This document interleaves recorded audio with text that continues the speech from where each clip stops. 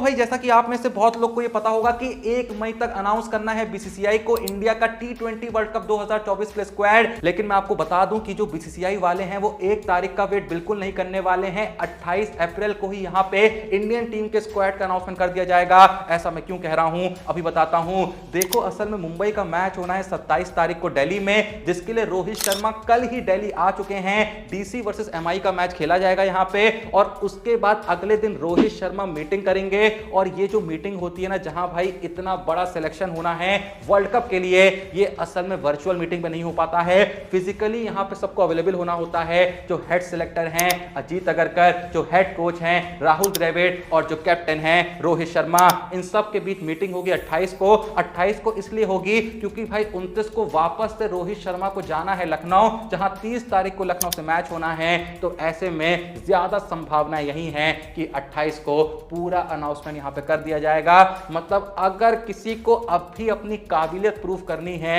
तो भाई उसके पास लगभग 1 या 2 ही दिन बाकी हैं। वैसे मैं यहां पे ये भी क्लियर कर दूं कि अब किसी भी प्लेयर को बहुत उम्मीद यहां पे नहीं लगानी चाहिए, क्योंकि जो सिलेक्टर्स हैं उन्होंने मन बना लिया है। रोहित शर्मा और राहुल द्रविड़ ने मन बना लिया है कि भाई किस प्लेयर को लेके जाना है और किस प्लेयर को नहीं लेके जाना है। तो भाई कुछ बहुत बड़ी खबरें मेरे सामने आई हैं, कुछ बहुत बड़ी अपडेट्स मेरे सामने आई हैं T20 वर्ल्ड कप 2024 के स्क्वाड को लेके। इस वीडियो को एंड तक देखते रहिएगा, क्योंकि अब जो अपडेट्स मैं आपको बताने वाला हूं उसे सुन के आपके हक्के बक्के भौचक्के सब निकलने वाले हैं। लेकिन भाई असल में तो कल के दिन हक्के बक्के भौचक्के उनके निकल गए होंगे जिन्होंने ज्वाइन करके रखा है मेरे कहने पे प्रिया मैम के टेलीग्राम चैनल को, क्योंकि कल के दिन एक बार फिर से हमें उनकी तरफ से देखने को मिली परफेक्ट फैंटेसी टीम। अगर अभी तक नहीं ज्वाइन करा है तो भाई वेट किस चीज का कर रहे हो। लगभग भाई ये महीना अंत होने को आ गया है, मात्र यहां पे 1 महीने की आईपीएल बची है।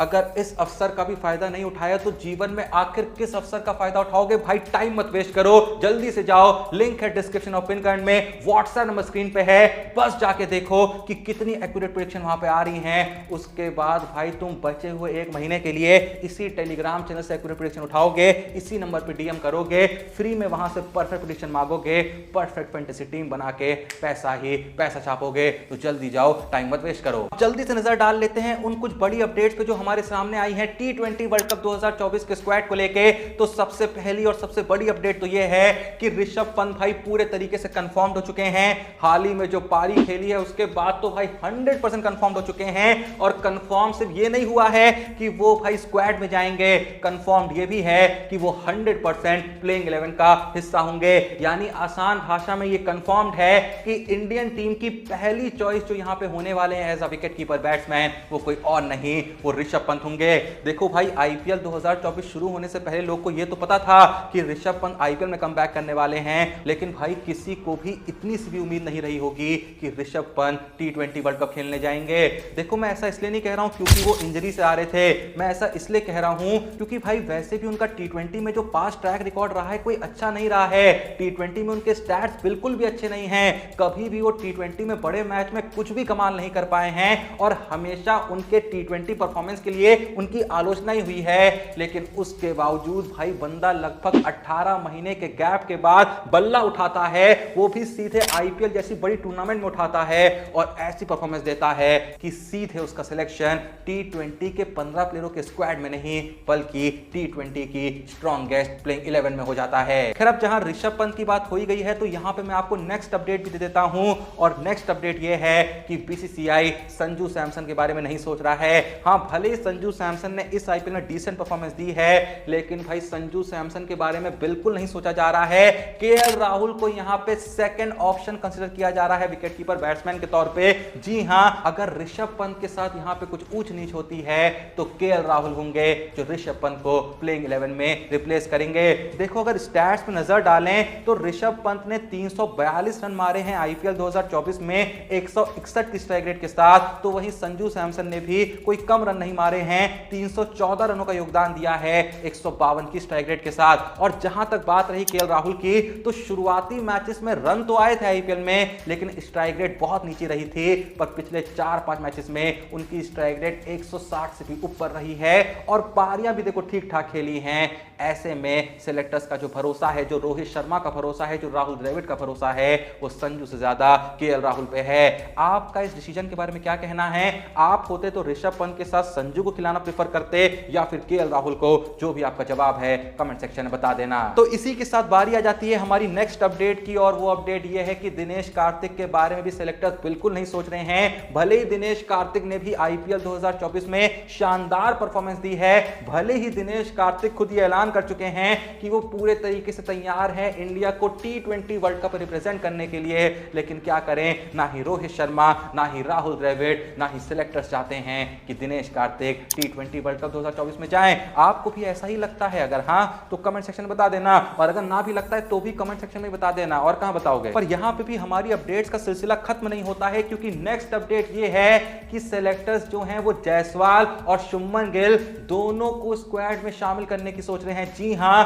रोहित शर्मा के साथ जायसवाल जो हैं वो पहली चॉइस रहेंगे एज एन ओपनर, और second choice as a backup opener Shubman Gill को भी ले जाने के बारे में सोच रहे हैं। क्योंकि भाई देखो, अभी तक आईपीएल 2024 में दोनों की लगभग बराबर परफॉर्मेंस रही है। किसने ज्यादा अच्छा करा है, किसने ज्यादा खराब करा है, कुछ नहीं कह सकते हैं। भले ही जायसवाल ने शतक मार दिया है, लेकिन भाई अगर ये देखें कि कितनी पारियों में किसकी तरफ से ठीक ठाक कंट्रीब्यूशन आया है, तो इस मामले में शुभमन गिल जायसवाल से आगे हैं। लेकिन भाई जायसवाल पिछले काफी टाइम से पहली चॉइस चल रहे हैं टी20 क्रिकेट में रोहित शर्मा के साथ ओपनिंग करने के लिए, तो ऐसे में जायसवाल की प्रेफरेंस तो पहली है, पर फिर भी बीसीसीआई एक बैकअप लेके चलना चाह रही है, ये सोच के कि अगर जायसवाल निराश करते हैं तो गिल जो हैं वो ज्यादा काम आ सकते हैं। देखो, मैं तो ये कहूंगा कि भाई या तो केएल राहुल अगर ले जा रहे हो तो गिल को ले जाने की कोई जरूरत नहीं है, क्योंकि बहुत अगर ऐसा हो भी गया कि जायसवाल नहीं चल रहे हैं तो केएल राहुल से ओपनिंग करा लीजिएगा। हाँ ठीक है, बहुत लोग इस फैसले से खुश नहीं होंगे,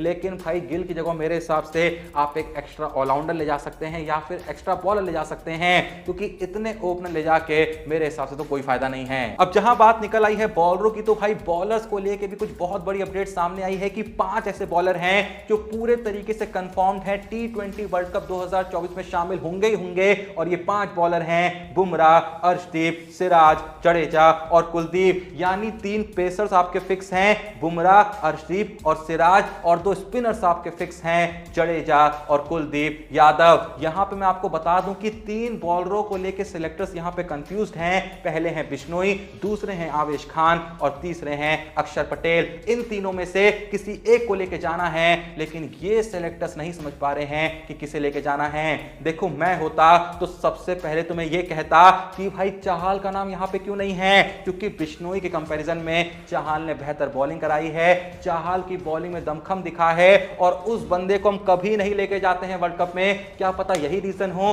कि हम वर्ल्ड कप जीत नहीं रहे हैं। तो मेरे हिसाब से तो अगर आपको ऑप्शन में भी रखना है तो बिश्नोई से पहले चाहल का नाम होना चाहिए था। और उसके अलावा जो 2 ऑप्शन है यहाँ पे आवेश खान और अक्षर पटेल के, इनमें से मैं अक्षर पटेल को रूल्ड आउट कर देता, क्योंकि भाई देखो, भले ही अक्षर पटेल एक अच्छे ऑलराउंडर हैं, पर अगर आपकी टीम में जडेजा हैं और आपने ठान लिया है कि जडेजा खेलेंगे, तो जाहिर सी बात है अक्षर पटेल जडेजा के रहते टीम का हिस्सा नहीं बन सकते हैं। तो ऐसे प्लेयर को क्यों ही रखना जो बहुत ही कम चांसेस है कि आपकी प्लेइंग 11 का हिस्सा बनेगा। ऐसे में यहाँ पे लास्ट ऑप्शन जो बच जाते हैं वो है आवेश खान। तो यहाँ पे देखो, मैं यही कहना चाहूंगा कि आपकी जो पिचेस होने वाली हैं जहां ये वर्ल्ड कप खेला जाना है यूएसए में और वेस्ट इंडीज में, वहां पे आप ज्यादा पेसर्स खिलाने वाले हैं तो आवेश खान को लेके जाइए, और अगर आप वहां पे ज्यादा स्पिनर्स खिलाने को देख रहे हैं तो आप चाहल को ले जा सकते हैं, या फिर अगर आपने मन बना ही लिया है तो बिश्नोई को ले जा सकते हैं। मेरे हिसाब से तो भाई पेसर लेके जाना चाहिए, आवेश खान को लेके जाओ, क्योंकि पेसर पे जो ऑप्शन है ना वो कंफर्म्ड नहीं है, सिर्फ बुमराह ही है जिनको लेके आप कंफर्म्ड हो सकते हैं। अर्शदीप और सिराज को लेके आप कुछ नहीं कह सकते हैं कब कौन अच्छा करेगा, कब ये बहुत ही खराब कर देंगे। तो ऐसे में अगर आवेश खान एज अ बैकअप हो तो खराब बात नहीं है, क्योंकि भाई आवेश खान ने आईपीएल 2024 में सच में बहुत ही ज्यादा इंप्रेस करा है।